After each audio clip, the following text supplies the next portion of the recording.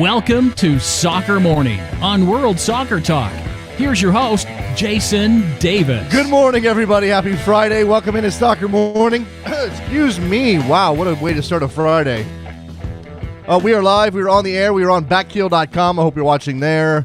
If you are a podcast person today and you don't know where to find the show live when you want to and are able to listen to it live, go to backheel.com. That's where you need to go to find us live these days, or also on, various pod situations like TuneIn and Stitcher and stuff like that, right? I mean, I don't know.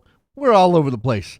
It is Friday. I'm very excited for today's show. We've got Dwayne Rollins, our friend from Canadian Soccer News, joining us in just a couple of minutes. A couple of things coming out of Canada, not just a preview of tonight's matchup, the United States and Canada, in a friendly. We'll talk to Dwayne, obviously, about what the Canadians hope to achieve with that match. At the StubHub Center. Last time the United States played Canada, we were all bored to death. I think that game was down in Houston. Let's hope we don't get a repeat of that. But there's other news out of Canada. Canada, believe it or not, is starting their own Premier League. And we'll get into the details of what exactly that is and what the goals are and how much money's being spent and everything else. Dwayne's been on top of this story for a while now, but it's now gotten some mainstream publicity up in Canada. And there's certainly a consequence to the reaction to mainstream coverage up in Canada. Again, the Canadian Premier League is the plan. So it's fascinating times in Canadian soccer, just as it is always down here in the United States as well. So Dwayne Rollins, Canadian Soccer News, 24th minute coming up in just a couple of minutes here on Soccer Morning. We start with the stunning news that Liverpool target Alex Teixeira has joined Jiangsu Suning in China for 50 million euros. The Shakhtar Donetsk midfielder explained his reasoning on Shakhtar's website. Let's put it like this, he said. Everyone always knew that I wanted to stay in Europe and move to the English Premier League club. But unfortunately, all the proposals that came from them were somewhat windy and did not contain anything concrete.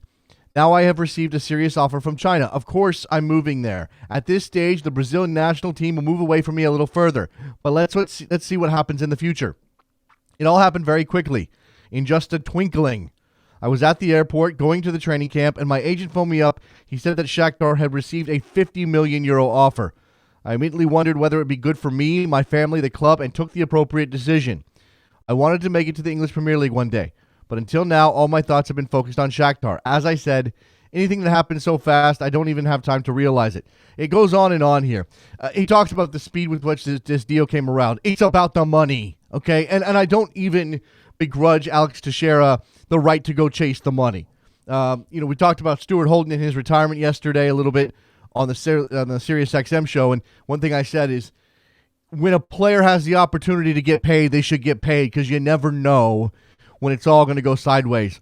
Alex Teixeira was at Shakhtar Donetsk in the Ukraine for 6 years. He played 223 matches, scored 89 goals, won 13 trophies with them. That's all stuff they put on their Twitter feed as they thanked him for his time there in Shakhtar. Stunning development. Again, this was a player for whom Liverpool was a major possibility in this window. Shakhtar rejected a £32 million bid from Liverpool during the transfer window. And again, China and their money has come to bear on the international player market, at least in this particular window, and we'll see what the ramifications will be.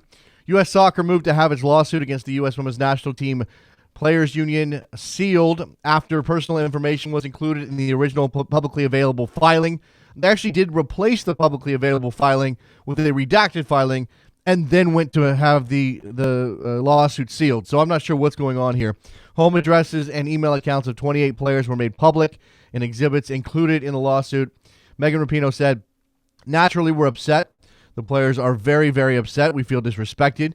We feel that our personal information, our privacy, and our safety was handled frivolously and with real negligence.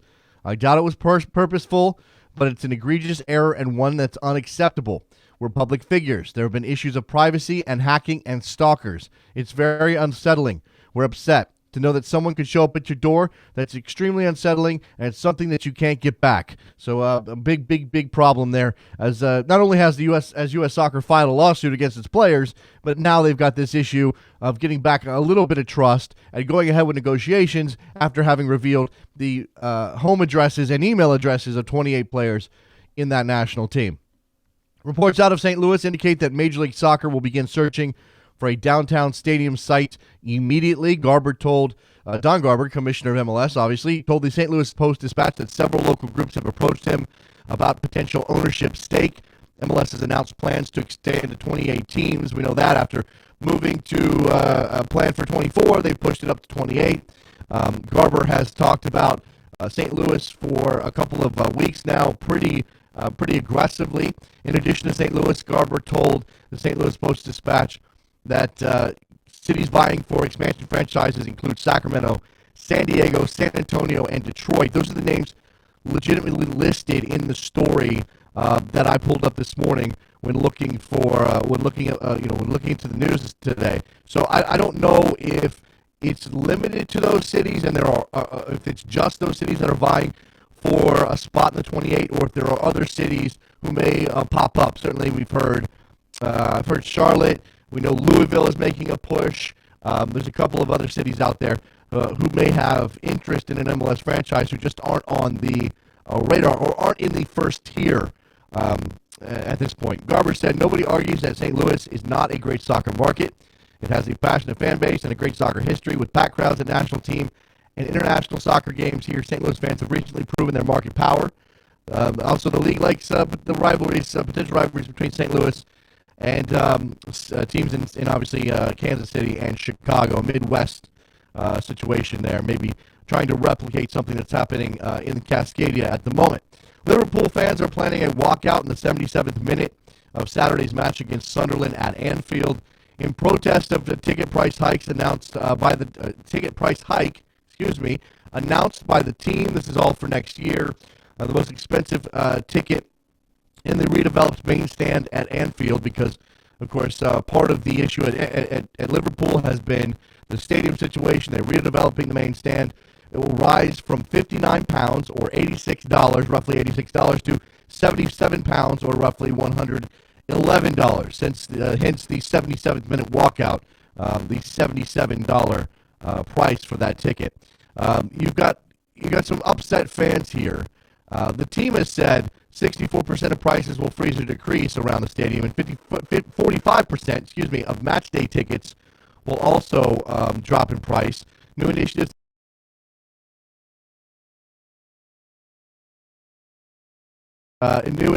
include a £9 match day ticket for local youngsters for 3 games, and introduction of 1,000 young adult tickets, for 17 to 21-year-olds. So the team's doing some stuff. The fans aren't happy about some of the price hikes, and we're going to see if there's a walkout at Anfield on Saturday. The United States takes on Canada tonight in the second of their 2 January camp friendlies at the StubHub Center in Carson, California. Kickoff set it's listed at 10:15. Don't get fooled. It's not going to go off until 10:45. The United States comes in off a 3-2 win over Iceland on Sunday.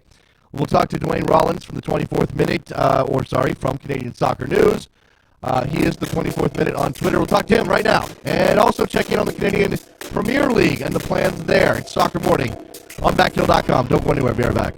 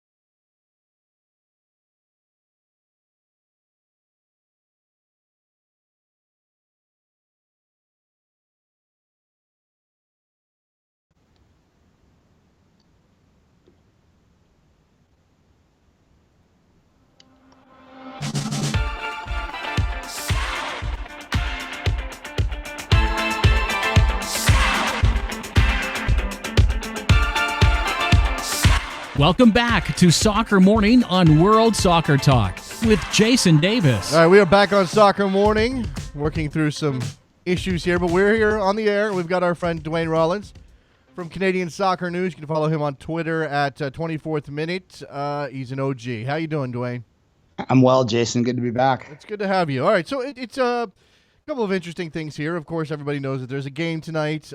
Pretty late for us East Coast people, but whatever. We'll stay up and watch it because that's kind of soccer junkies that we are. We'll get to what is essentially a meaningless friendly that will no doubt give these two coaches a little bit of information about their young players. And we'll get to that in a minute. Let's start with what I think is a more interesting development, and that's the continuing planning for something called the Canadian Premier League, or at least that's the name that's been presented on your website and others. And I guess if I don't have this incorrect, Dwayne, I guess what we're dealing with here is a story that you've been tracking for a couple of years now, at least in terms of the planning for something like this, that has now gone a little mainstream. Yeah, pretty much. There's a newspaper by the name of the Hamilton Spectator, which is just outside of Toronto, basically did a municipal politics report that they traced back to this league. They're going to put a bubble over the CFL field that's there, and the purpose of the bubble is to train soccer teams in the off season, in the winter, and they said in the article that would be a team in this new professional Canadian Premier League. So that's sort of what's blown up in the last few days. There wasn't a lot of information in the story that I hadn't reported, but in terms of the mainstream of the general sports audience, it was the first they'd heard of it. So there's obviously been a lot of attention about that in the days that have followed that article coming out. I believe on Wednesday is when it came out. So interesting times for sure for the CSA. They didn't, in my mind, mean for this league to get out at this time. They've been trying to get all their ducks in order before they made announcements, but it's out now. So the pressure's on. The clock is ticking for them. Okay, so let's put some context around what this is and what the CSA hopes to accomplish. I mean, I've read I read your post today about it, or maybe that was yesterday. You clearly identify this as part of the development plan of the CSA, but as you point out, the league has to operate as a viable entertainment product if it's going to be successful enough to even have a chance to develop players. Absolutely, and I think that's what a lot of us that get deep inside this issue forget sometimes, is that it's great to develop players, but that's not necessarily what's going to get people into the stadiums watching the product. You need to make a viable league that's entertaining on its own merits for people to come out and watch that. And certainly what I will say to anyone who questions whether the CSA is rushing into this or what have you, is that they've been doing planning for this for about 3 years now, from what I can tell. I've known of it for about 2 years, and I believe that the planning was already well underway by the time that I first caught wind of it. So they're aware of stuff like this, and they need to be, because as I said in the article, as you just said a moment ago, if it's not entertaining, if it's not drawing people out and making the people of Winnipeg, of Regina, of wherever want to go out and support a team, then it's really not much use. It's just going to crash and fail, and it'll be another story in the the story of North American failed leagues, and we don't need that. We can't afford that up here right now. No, and this is why, I mean, when we get into some questions about the way that MLS operates, certainly there's a lot of criticisms to be levied, and legitimate ones, but the thing that has to underpin all of this is just the league has to keep going and these teams have to exist. So when the Canadian Soccer Association's put together a new idea for a league, I imagine they're going to be extremely cautious about this. And what it all comes down to, of course, Dwayne, is money. So where's the money coming from? How much money is going to be spent? And really, how big of a project are we talking about here?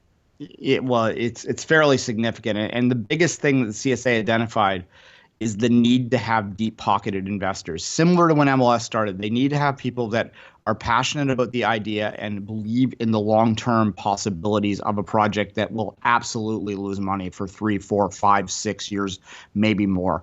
So the type of ownership groups that they've identified and that I've been told are people that have a lot more money than you and I, Jason. We're talking about the guys that own the Calgary Flames, the Winnipeg Jets, some CFL teams. So deep pocket guys out there, and the CSA just realizes that it has to be a loss leader in many ways. You just have to realize that it's not going to make money for several years, but you have to believe in the long-term possibility of it. It's all, and maybe you'll get there in a minute, but it's all ultimately tied into a 2026 World Cup bid as well, obviously, which I believe a lot of people are buying into at that ownership level. It's interesting that you bring that up. I mean, obviously we know the history of the World Cup coming to the United States was that the FIFA basically said, hey, you need to have a first division league up and running. If not before the World Cup, shortly thereafter. It took them a little while to get MLS going. I don't imagine that this is a FIFA mandate. This is basically Canadian soccer people saying we need to do this on our own to make ourselves look better for any potential bid. The process of bidding has changed pretty mightily since the 80s, Dwayne. I know you know that. So exactly. I mean, is that it's tied to that? But this isn't going to be first division, at least when it comes to you're going to still have Vancouver, Montreal, and Toronto. How is this going to work? How is it going to fit into the grander scheme of Canadian soccer? Where's it going to fall division wise? Yeah, 1A is what they keep calling it. I refer to it as the quote unquote Welsh model is how I like to describe it. That's pretty good. Yeah. Yeah, so you'll have this league, the Canadian Premier League, running parallel to the MLS teams, and I want to stress that there's no desire to boot the Canadian MLS teams out of MLS. They don't want to pull them back because I think the CSA recognizes quite rightfully that it would be decades before they could even dream of catching up to that level, so that they want to have those three top level teams in the country, just like you have a Swansea, a Cardiff City. In Wales, you want to have the TFC, Vancouver, and Montreal in MLS, and to have a parallel level, which I think that they visualize as being similar to the NASL in terms of skill and abilities, but that's kind of how they want it. 1A is what they'll market it as, but realistically, it's going to be more of a. I suspect it will launch at about a USL Pro level. Okay. But they want to eventually get it up to an NASL level quickly. And as long as we're talking about fully professional here. I mean, look, there's obviously relative levels of professionalism in terms of how we judge the way clubs operate and leagues operate, but these players are going to be fully professional? Yeah, the figure I've been given is $1.5 million. That's Canadian, by the way, $1.5 million as a budget. I'm not entirely certain and haven't been able to confirm whether that's a salary cap budget or whether that's an entire operating budget, but it absolutely won't be semi-pro. The players will be paid. They'll be paid maybe wages that MLS fans would be familiar with 10 years ago, but they'll be paid money. They'll be fully professional athletes. And I imagine that with folding in the development goal while also acknowledging the importance of making these teams attractive to fans, there's going to be pretty strict limits on foreign players and the like, or at least maybe we're not to that point yet. 75% is the quota that I've heard in terms of what they want the Canadian makeup to be, that 75% of the roster will be Canadian. Now, that might be a pipe dream off the start. Certainly, it is difficult to figure where you're going to find that many players to fill out even 8 teams of 75% Canadians at this particular juncture. However, that is, I think, the ultimate goal that they're working towards. I suspect it's realistic that this league would also benefit a certain type of American player, because I suspect most of the international players that will come in off the top will be guys that come out of the NCAA system that sort of are at that level. Mm-hmm. So it will be beneficial to the American system as well. But there certainly will be a very strong Canadian quota within it.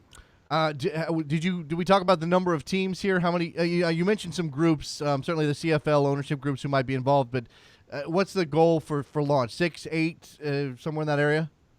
8. Yeah, they originally wanted 9, but the Edmonton Group, FC Edmonton, is reluctant to leave the NASL at this particular juncture. So they've targeted 8. Right now they have 6 pretty solid groups, and they're trying very hard to get a Toronto and a Vancouver group in. They don't want to launch the league without a Toronto presence, right. Even if that Toronto presence doesn't draw very much. And there is a feeling that it might not. They just, for media purposes in this country, you need to be in the major cities in Toronto and Vancouver. So that's kind of what the holdup is right now, from what I can tell. But yeah, right now there are 6 cities: Montreal, Ottawa, Hamilton, which is just outside Toronto, Regina, Winnipeg, and Calgary. Okay, it's interesting. Okay, so we talked about the MLS teams, and obviously having an MLS presence is still something that benefits Canadian soccer, and you're not booting those teams out. But you did just say that Edmonton's NASL team doesn't want to leave the NASL. Is there an attempt here to get the NASL teams in Canada to jump ship? Yeah, they're taking a carrot, not a stick approach, though. This has been stressed to me that they don't want to force any of these existing teams out of their existing leagues. That would be too heavy-handed in their minds. They'd lose people by doing that. They'd lose fans by doing that. So they want to incentivize these teams to come, to demonstrate to them that it's in their best interest. And basically at this particular time, although the Fury in public are still saying that they're committed to NASL, behind the scenes, they're very closely aligned with this project. Edmonton, Tom Faith, their owner there, is a guy that's invested a lot of money in NASL, and he's reluctant to leave that. I think that when you look at the Canadian dollar situation and the travel problems that Edmonton has, that it ultimately might make more sense for them eventually to make that jump, but certainly the CSA wants to demonstrate that rather than to force that. Question from Richard on Twitter, Dwayne. He's asking if the CSA is looking for any sort of partnership a la MLS and USL. In terms of, I guess in terms of the MLS teams, maybe in Canada partnering with Canadian Premier League teams on some level. I mean, you can have those relationships maybe without them being official. Yeah, I certainly think that they'd want to. They don't want to create an environment where they're fighting tooth and nail with the MLS teams. But I do believe that they would view them as competitors in their markets, particularly if they're in Toronto, Montreal, and Vancouver. That they'll be looking to take some fans away from them. So I don't know if you'll see direct partnerships, but they certainly, I don't think, will be trying to be adversarial with them.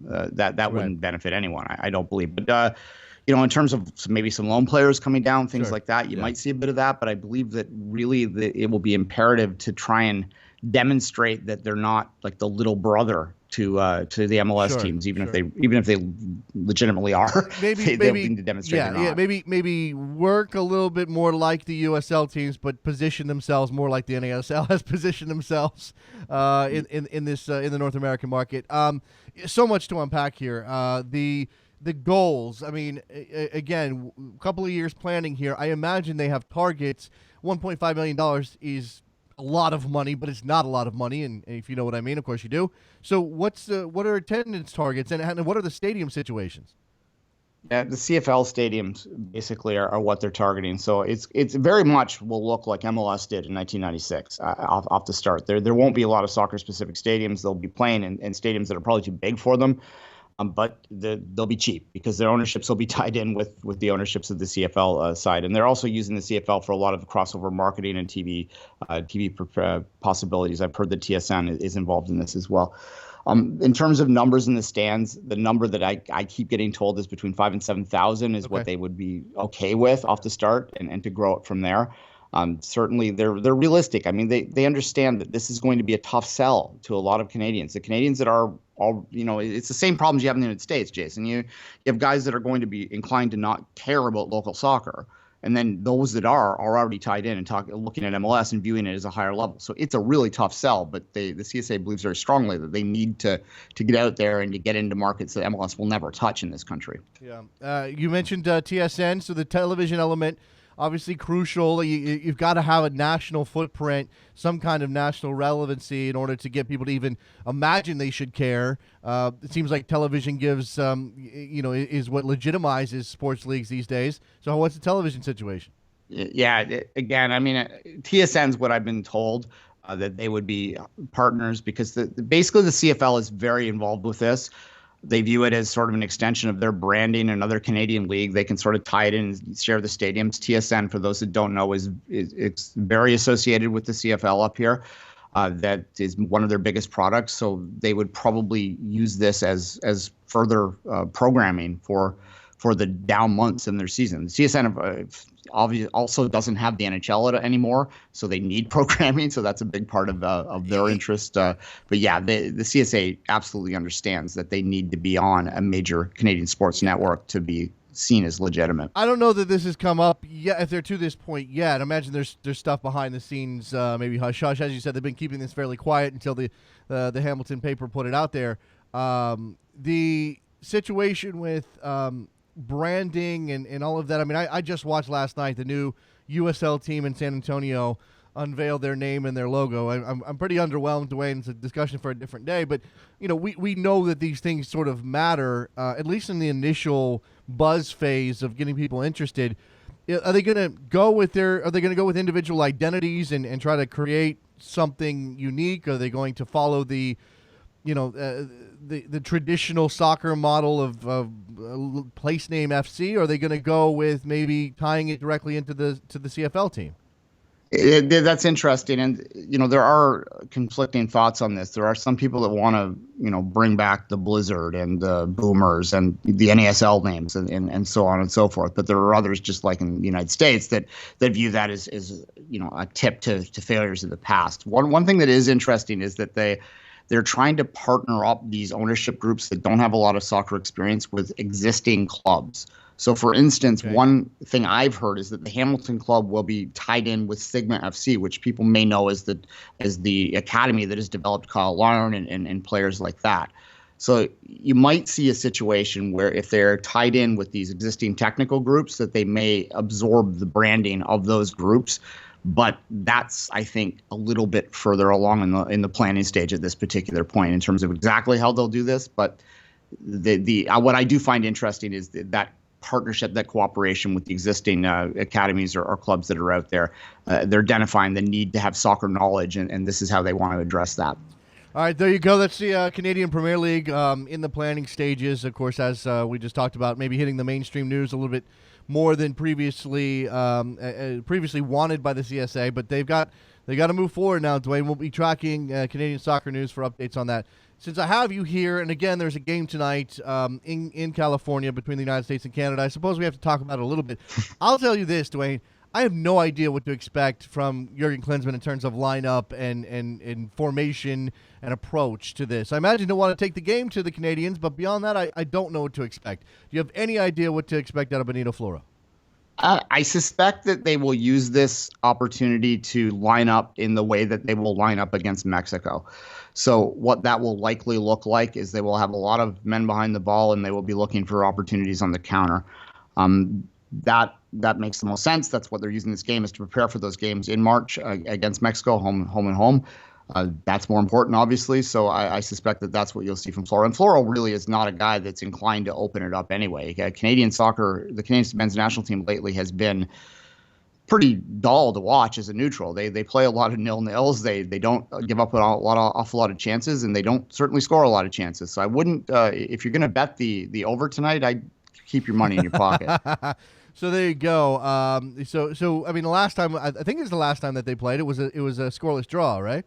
A goalless draw. Yeah, up at BMO, yeah. Was that a BMO? Okay, I got my places incorrect, but it doesn't matter because I'm trying to block that game out of my head anyway.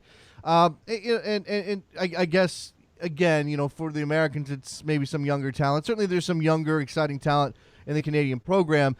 How quickly can Floro start to rely on younger players, especially with that showdown with Mexico coming up? And I mean, obviously for people down here who may not have an appreciation of the full talent pool, we're focused on guys like Kyle Larn. Yeah, and Kyle Larn's key. They need him to score. He really is their main focal point up front, and it's kind of not ideal to be relying so much on such a young player, but that's the nature of the beast here. Floro has shown a lot of faith in the younger players that he's brought in, and I think he deserves a lot of credit for turning around what was a disaster of a program 3 years ago into a program that now has a legitimate chance of qualifying for the Hex. I don't know if they're going to get there, but they are competitive right now in that group stage. They're currently in second place. Home and home with Mexico is going to be tough, but they will probably be in with a chance in the final two group games. So he deserves a lot of credit for that. They're going to play very hyper defensively. They're going to rely on the talent that they have. And I think the greatest thing that this group under Floro has achieved is a desire and a willingness to play for each other. That hasn't always been the case with Canadian teams in the past. There's been a lot of sort of reluctance to, waste time in their minds to fly over from Europe and play for a no-hope organization, which is how it was viewed, bluntly. Doesn't have that same feel anymore, and that's the greatest thing that Floro has accomplished in the time that he's been in charge. All right, so beyond Larn, who else are we looking for tonight? I mean, whether or not they actually end up playing, I won't put that on you. You can't predict the future. But if there was a name or two that American fans should maybe be focused on from the Canadian side, who's the talent that you're looking at? I think that the player that I'll be looking at tonight most closely, and that some American fans may be familiar with already through his time in Major League Soccer, is Daniel Henry. Danielle, of course, went to West Ham last year around the same time that Yedlin went to Spurs with much less hype, and Probably a good thing. For understandable reasons. But certainly he's been just wrecked with injuries since. So this is an opportunity for him to come back and show that he has not really lost a step since he's came back. And I hate to point to a defender as the key guy to watch, but in many ways he may very well be, because that's, again, how Canada's going to play tonight. So I'll be watching for Henry to see how he does in his return back after quite an unfortunate and a long time out. Okay, there you go. A couple of names that other people that people might know is the Kyle Becker, obviously, in this team, Will Johnson in this team, Julian Guzman, Carl Wimet, the New York Red Bulls defender. You mentioned Daniel Henry. We've got Tesho Akindele, who's a Canadian international now. I think there was that question for a little while whether he might turn up for the Americans. I think that's probably been settled, Dwayne. Is that the way that you feel? I mean, I don't think he's been cap-tied yet. No, he was cap-tied in the last. Okay, there you go. So round, yeah, that's done. Does he? I mean, again, regardless of whether or not he actually had a shot with the U.S., does he bring something to the table for the Canadians? Is he a guy that can help in the bid to get into the Hex? Sure. Yeah. I mean, any player that can play forward and offensive is useful in the Canadian system. He doesn't necessarily start when there's a full team lineup there. They have some wide players that are in Europe. Junior Hollett.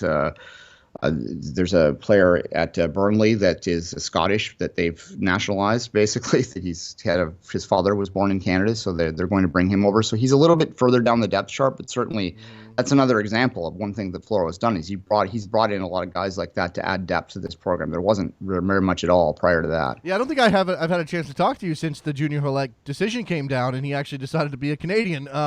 How big of a deal is that for Canadian soccer?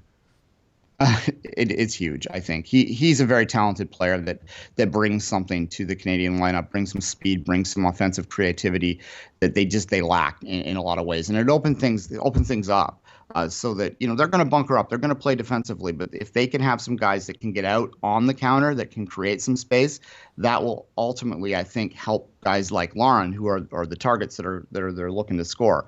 We saw it in the Gold Cup where Canada was very solid defensively, but they could not create anything. And then the one time they did, we all remember Kyle's miss there. But I think that having guys like Junior will ultimately make it easier for Kyle Lauren to break through and become a truly impactful international. Dwayne Rollins from Canadian Soccer News, which you need to go and visit in order to get all the information on the Canadian Premier League and the plans there. And certainly follow Dwayne on Twitter at 24th Minute. He's got a podcast. How many podcasts are you doing these days? Just 2, right?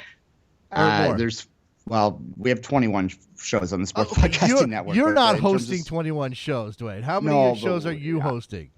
I'm involved in 4 soccer shows. Okay, wow, that's insane. One of his shows is called The Two Solitudes. We've made a bet here. Dwayne actually presented this on Twitter. Winner of tonight's game, the loser has to play the national anthem of the other country on their show. So look forward to that Monday if Canada shocks the United States tonight. We'll look forward to that. Yeah. We've already downloaded the Star Spangled Banner, but hopefully. Oh, come on, have some faith, man. You never know. It's a January friendly. You really do never know, Dwayne. That is true. It's been since 1985, though, so we'll see. Yeah. What's the website for the podcast so people can go find that? Sportspodcastingnetwork.com or CanadianSoccerNews.com. You can find it there. It's obviously on iTunes as well. 2 Solitudes Podcast and 2S Extra are the 2 MLS-focused shows that we do. There you go. Fantastic stuff. Thank you, Dwayne. Appreciate it. Love to talk to you, man. Have a good time watching that game tonight. Let's take a break. When we come back, we'll take phone calls, predictions on tonight's games. I got a couple of news items worth noting. And Abby Wambach has a Barbie doll, apparently. Don't go anywhere. Be right back.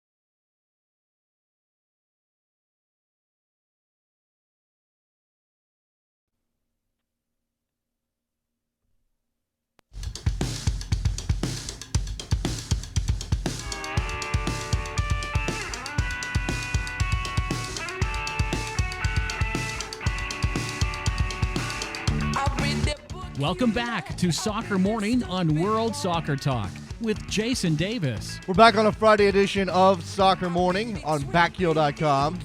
We will update all of those IDs at some point in the near future, and it won't reference websites we're not on. But for the time being, just know we're on backheel.com and ignore all that other stuff. Phone lines are open, 646-832-3909. If you have thoughts on anything happening in the world of football today. Look, Alex Teixeira going to China for 50 million euros. The United States playing Canada tonight, and whatever you expect out of that match. Let's see what else is out there. Again, Abby Wambach, thanks to Gringo Mark on Twitter. Abby Wambach has a Barbie, her own Barbie. It's pretty cool. I mean, certainly a worthy figure to be turned into a Barbie doll. I also have here just a couple of notes. The St. Louis expansion situation. Again, it looks like MLS is really starting to ratchet up the heat as they push to maybe open up St. Louis as a potential market for that league. The league getting involved in the process of finding a stadium site. The league getting involved in the process of vetting potential owners. We don't have the dynamic is always fascinating to me. In which direction will this thing develop? Will it be the ownership group puts itself together and starts to make a push and starts to make noise and says, "Hey, MLS, look at us. Wait, put your hand in the air and get the attention of MLS," or the other way around? MLS identifies a city. Hey, this would be a good market. Let's use our skill set, our tool set, in order to go in and make it happen. And you know what? What's interesting is I talked to what was his name, Benjamin Hockman, on SiriusXM last week. He wrote a column that specifically asked MLS to step in and help facilitate the process of bringing an MLS team to the city. Meaning, MLS, please come here with your resources and help us get the ownership lined up and help us get the stadium situation figured out. And here, that's what they're doing. I mean, maybe his column was a major moment in the development of a potential MLS team in St. Louis. By the way, let's not forget that there is a USL team in St. Louis, and that based on the flooding that came through, the torrential downpours that hit the area a little while back, they're still dealing with problems with their facilities and their fields, and I believe there's an opportunity. I saw this from my friend Charlie Boehm on Twitter today. I believe there's an opportunity to donate to help them get things back together. So go look for that. Go look for St. Louis. Is it St. Louis FC? I think it's St. Louis FC on Twitter, and you'll be able to find out what's going on there. Because while it's great that there's an MLS push now in the city of St. Louis, there already is a professional soccer team there, and they have a really cool badge. You should check that out. I like their badge a lot. In fact, do I have a St. Louis FC? I'm trying to stay on the mic and look around. Do I have a St. Louis FC scarf? I want to say that I do. Yeah, it's right there. It's behind me. Let me see if I can do this. Let me turn the mic. Yeah, there it is, right there. Very cool scarf that I got from St. Louis FC. Thank you very much to them. All right. 646-832-3909. Let's talk to Al in Missouri. Speaking of the devil, what's going on, Al? Hey, what's going on this morning? Well, here's a big question. Now that the MLS is now going to try to help, St. Louis with a stadium proposal and everything else, question is Don Garber going to kind of do like a little bit of a Roger Goodell by putting St. Louis ahead of Miami on this situation if he's found in ownership? If they can't figure out Miami, then why wouldn't you? I mean, if everything came together quickly for St. Louis, I mean, this is why they opened up more spots, Al. This is why at the ownership meeting at MLS Cup, they came out and said, well, we're now targeting 28 teams, because they wanted to open up a couple of spots in order to drive that competition and give themselves enough room to work in Miami, to work in St. Louis, to maybe work in San Antonio and Sacramento. They wanted to have those spots available. That's true. That's true. Yeah, I mean, and look, it's about and the cynical idea, the cynical viewpoint is that it's about money, because of course they're charging $100 million franchise fee right now. But if these groups come together, want to be involved, have the financial backing, why wouldn't you want to put a team in St. Louis? Why wouldn't you want to put a team in Miami? Why wouldn't you want to jump on board what the Republic are doing in Sacramento? That's true. Or Las Vegas is, Maybe. Sheldon Alderson's got the money right now and trying to build a new stadium there. Yeah. They're talking about $1 billion stadium for the Raiders, Again, I'm not a fan of putting soccer in a football stadium. I realize that in Vegas, if you're going to put any professional team that plays through the summer, you better have a roof on the place. I guess I'm still not a fan of. I'm not a fan of Vegas because Vegas feels like it's not a real legitimate run at this thing. I know they've tried several times to get a stadium deal together, and it just seems like there's too much resistance. It's never going to happen. Although I know the Raiders' plan involves $600 million of public money, which isn't getting reported in Vegas. So that's an interesting development. Exactly. Well, thanks anyway. All right, man. I appreciate the call. Al in St. Louis. Good stuff from Al. Let's talk to Patrick, South Carolina, down at Clemson. What's up? Yes, Clemson. How are you doing today, Jason? We got snow up there? I'm sorry? You still have snow up there? We got piles here and there, pretty much melted. It's been like 55, 60 degrees the last couple of days. Oh, that's nice. Anyway, quickly, I wanted to hopefully cover two things. First thing, quick, Juan Carlos Osorio's recent comments about, supposed comments, I know there's a bit of back and forth about, stuff that maybe lost translation, but they're saying, MLS maybe not the place to play when you're in the prime of your career. And it sort of reminded me, Jurgen Klinsmann said some stuff similar to that not too long ago, and Don Garber came out and kind of said, basically tried to rebuke Klinsmann, and I was curious, why.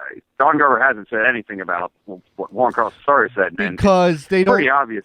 Because they don't. Because they don't share the same circle of friends. Essentially, Patrick. I mean, the notion that the national team coach of the USA should be working in the same direction as the league in the USA makes a lot of sense. There's really nothing. If Garber says something about Osorio's comments, it just sounds like he's whining. I mean, it sounds like he's whining when he goes after Klinsmann, but it's a different kind of whining.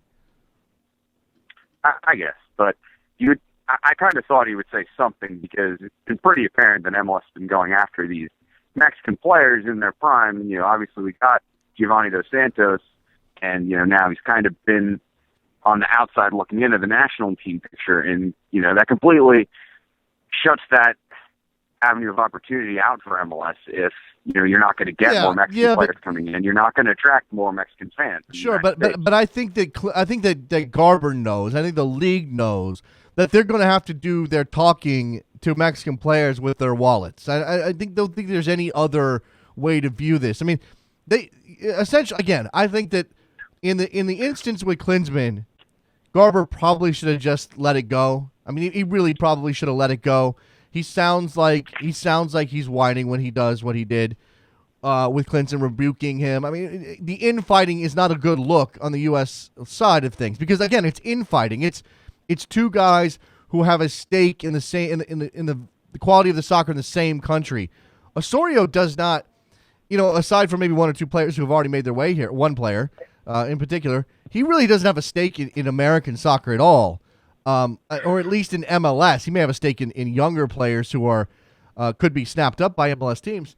So why would Klinsmann, when there's that disconnect, Osorio's coaching a whole other country, why would Garber step out and say something? Again, what is that going to do? The Mexican press has no allegiance to Don Garber or MLS at all, whereas you could argue that the American soccer press is at least supposed to defend the product or defend the league or defend the idea of American soccer improving. That's true. That's fair.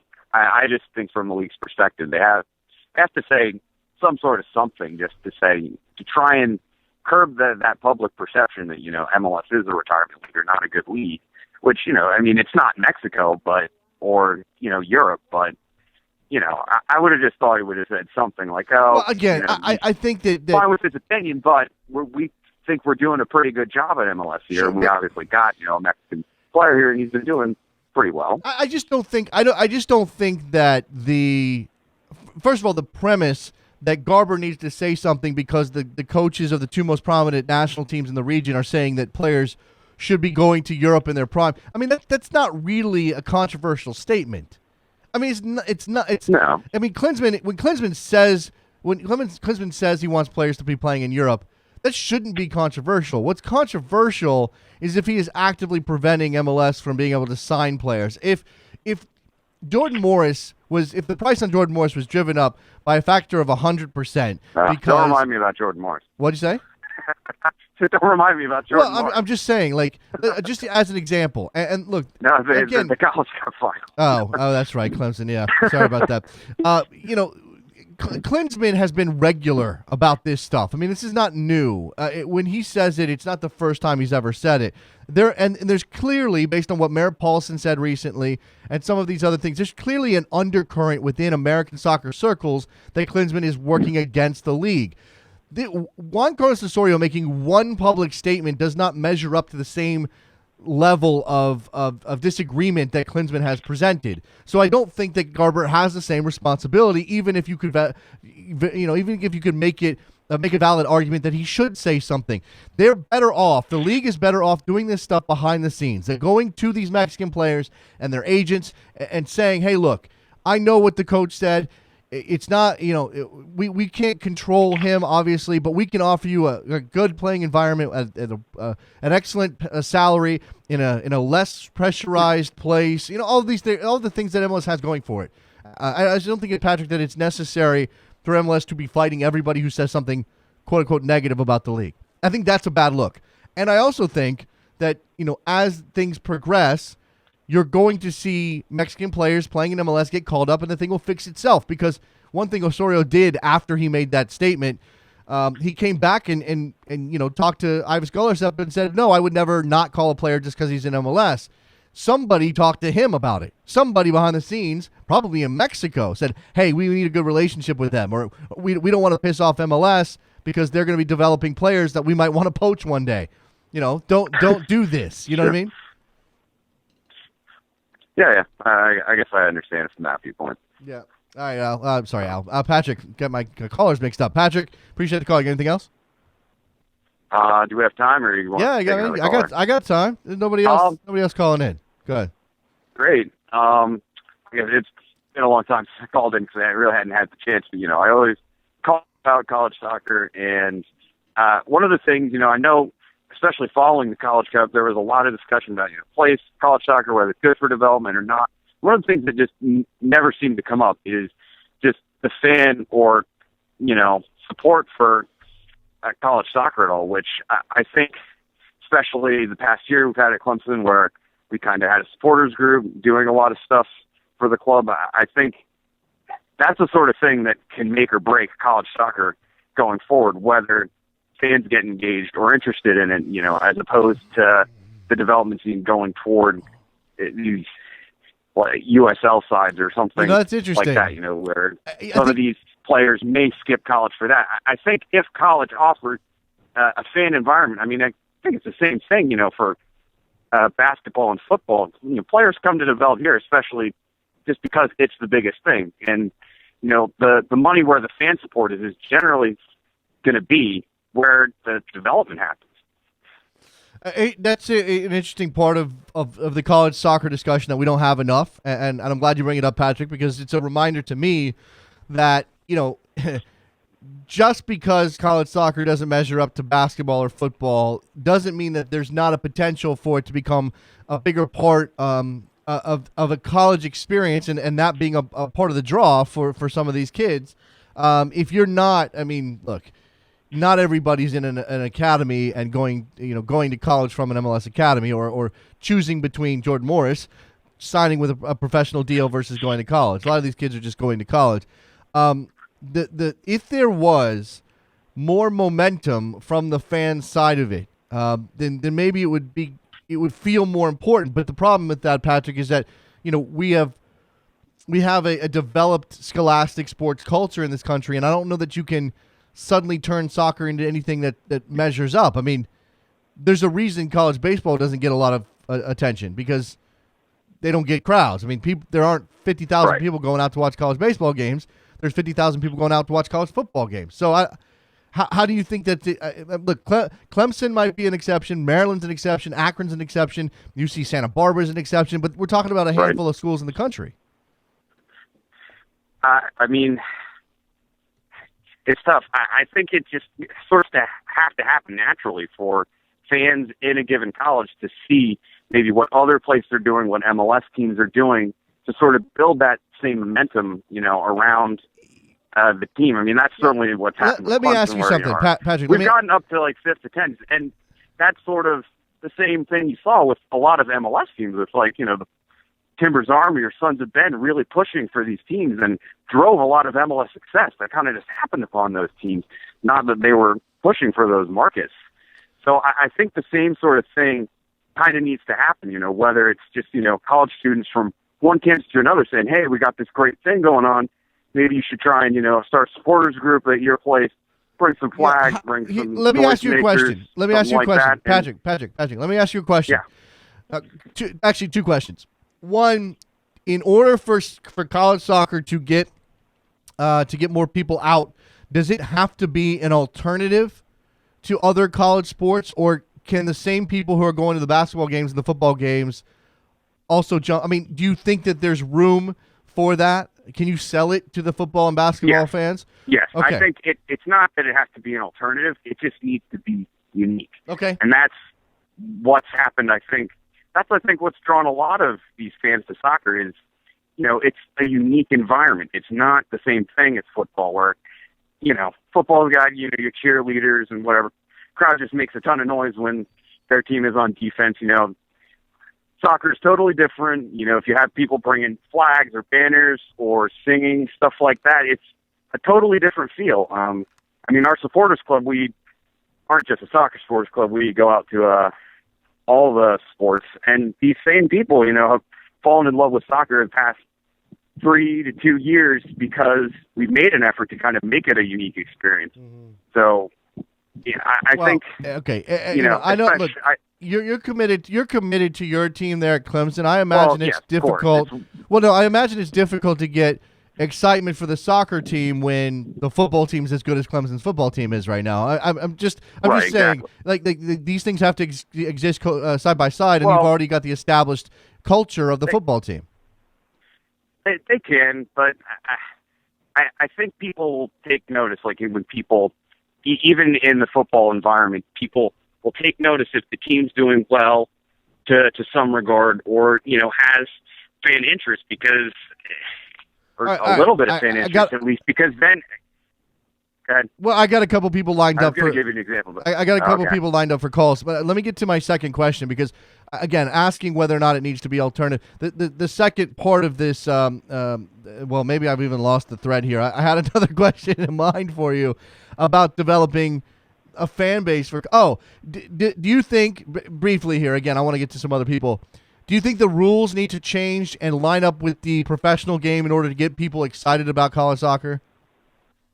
I don't think they need to change, but I think if more people got interested in soccer, maybe via college, they would realize eventually that the rules need to change. I think maybe if the schedule were different, where it's also fall and spring, then you've got if your later half of the season is in the spring, you've got more interest for that when there are less sports going on.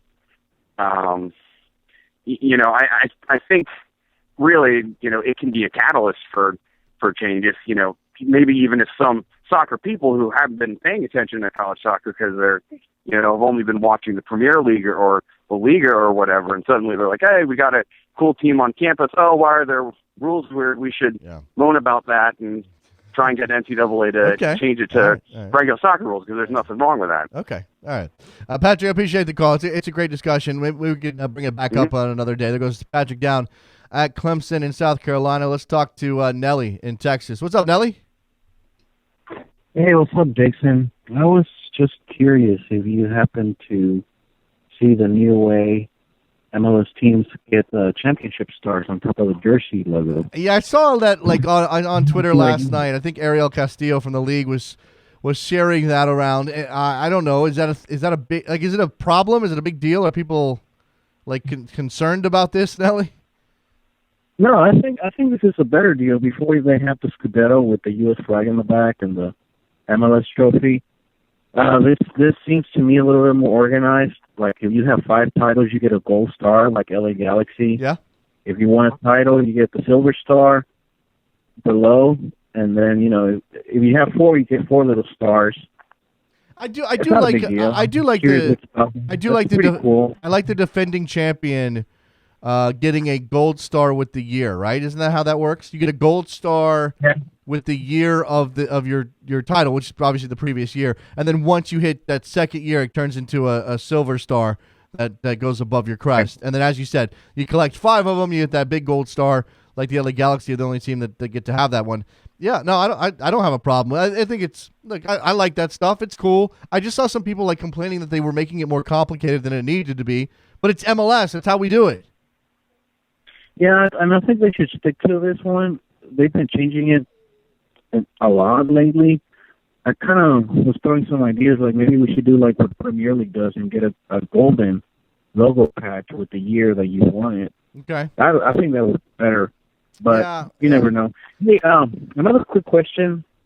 Nigel De Jong, did Yeah. he sign as a DP? How did Galaxy get him? No, they're not signing him as a designated player. They're signing him as a regular. I mean, I believe they're using TAM probably to pay him down, and he'll have I don't know. I read the story from Kevin Baxter at the LA Times. It's all included in there.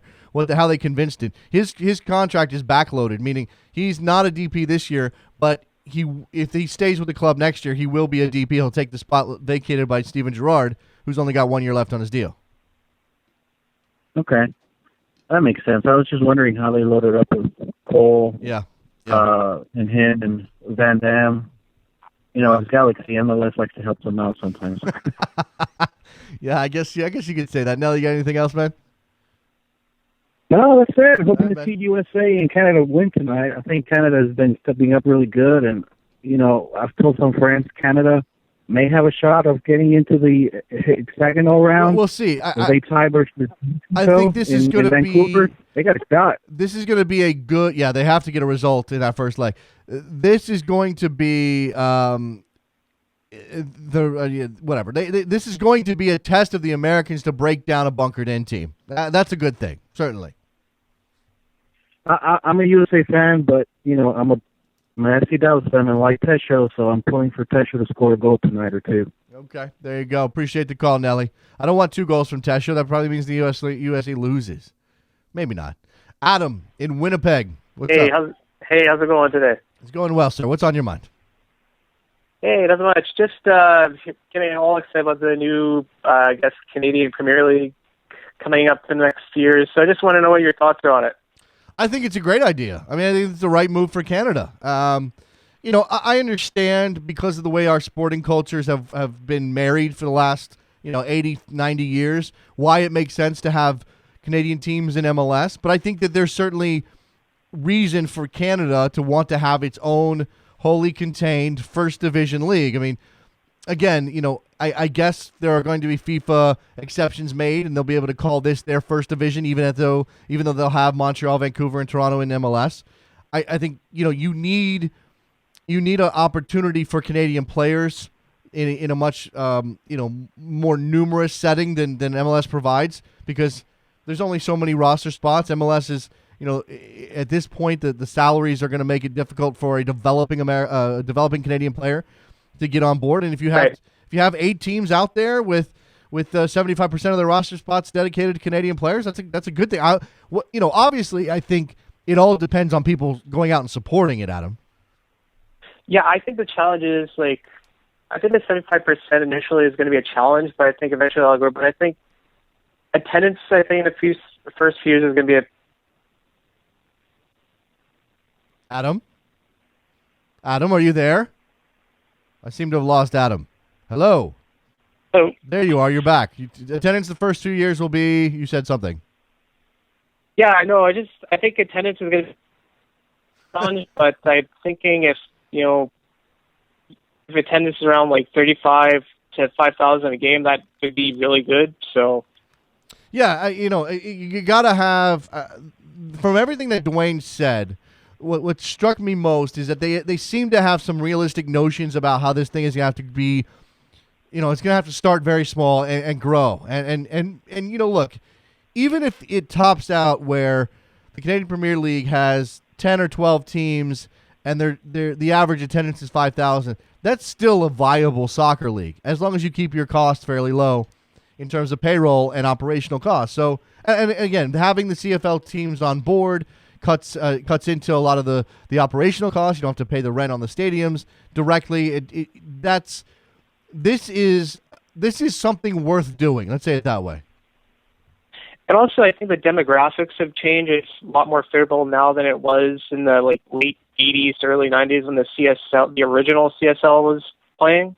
Yeah.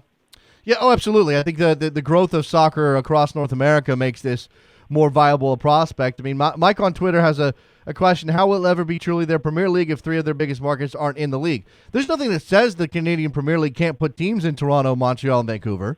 It's just that they're going to have to compete with the Whitecaps, TFC, and the Impact for fans, and that's going to be difficult. But that doesn't preclude them from trying. No, and I mean that's then it might provide a more alternative format for fans who can't afford to go see TFC games, to go see Canadian Premier League games, but also in terms of cities like Winnipeg who haven't had pro soccer in a generation or two. This is a great opportunity. Absolutely. I don't know what the strength of the soccer market is in Regina, but if there's fans there, hey, put a team there. Again, you're not shooting for. I mean, Regina's not a big city. You're not shooting for 30,000 people to come out to these games. You're shooting for no, five. Of course not. There you go. So absolutely give. I know that money drives interest in professional sports for kids at a certain level. I know certainly cultural importance is. Look, the reason Canadian kids play hockey is because everybody plays hockey. The reason American kids play football is because everybody plays football. Soccer is not there yet, but you still have to give these kids an outlet. You have to give the ones who do want to stick with the sport an opportunity to see the professional game, certainly to see, create heroes for them. I mean, I remember being a kid and going out to minor league baseball games, and I didn't care it was minor league. I just wanted to see those guys play.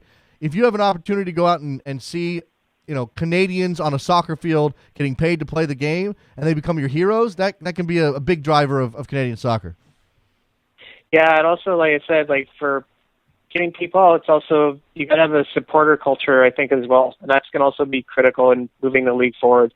Yeah, I wonder about that part, Adam, and I wonder who takes on the responsibility of creating those groups. I mean, because of where soccer is in this part of the world, it becomes a counterculture alternative to other sports kind of attitude about putting these things together and going out and watching your team and supporting your team, standing and cheering and whatever.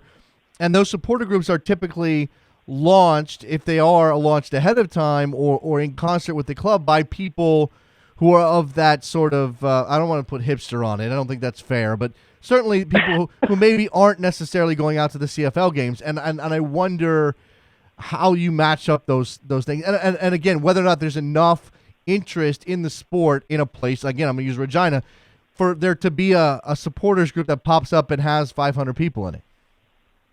Yeah, you're right, and that might be a challenge, but it could also work out in places like Winnipeg or Vancouver or Montreal or Toronto. So it's true, absolutely. And look, again, there's going to be enough people in a place they struggle to compete with TFC, of course, if they're in Toronto, but there's going to be enough young soccer fans in Toronto for there to be a group of people who take it upon themselves to be sort of, again, not only are they counterculture in terms of the sport they like, they're counterculture to TFC, the mainstream version of the sport they like. You know what I mean? Yeah, for sure. Yeah, there you go. All right, Adam, you got anything else? No, I think that's it, and just hope Canada plays well tonight and get ready for the World Cup qualifiers. Well, thanks for the call, Adam. We'll see if I'm playing O Canada the show on Monday. Which version of O Canada should I download? I can go to Spotify and find one. I'm sure a very good rendition of "Oh Canada." Do I need it? Here's the question: If I go find one now, am I jinxing the U.S. tonight? Or if I wait, should I put it off and be confident and not even worry about it because probably not going to need it? And then if they do happen to lose, just do it on Monday. It's probably the best thing to do, right? I don't risk the jinx, and it's only going to take me 5 minutes anyway. All right, that's going to wrap up this edition of Soccer Morning. Been an interesting week. Thank you very much for all the calls. Guests this week have been fantastic, including Dwayne Rollins today from Canadian Soccer News. You can follow him on Twitter at 24th Minute. Check out Sports Podcasting Network. As he said, they've got 21 podcasts, several of them on soccer, including 4 that he's involved with. I don't know how he does it. We will step aside. We'll watch that game tonight. We'll come back on Monday, talk about USA, Canada, talk about the weekend events in Europe as well. Talk about China some more. Seriously, guys. The window in China doesn't close for another 3 weeks. We're going to see some more sales. You can bet your butt. I'll be back on Monday. See you then. Bye. Wide awake in the middle of the desert heat, 100 miles to New Mexico, with the devil in my limousine.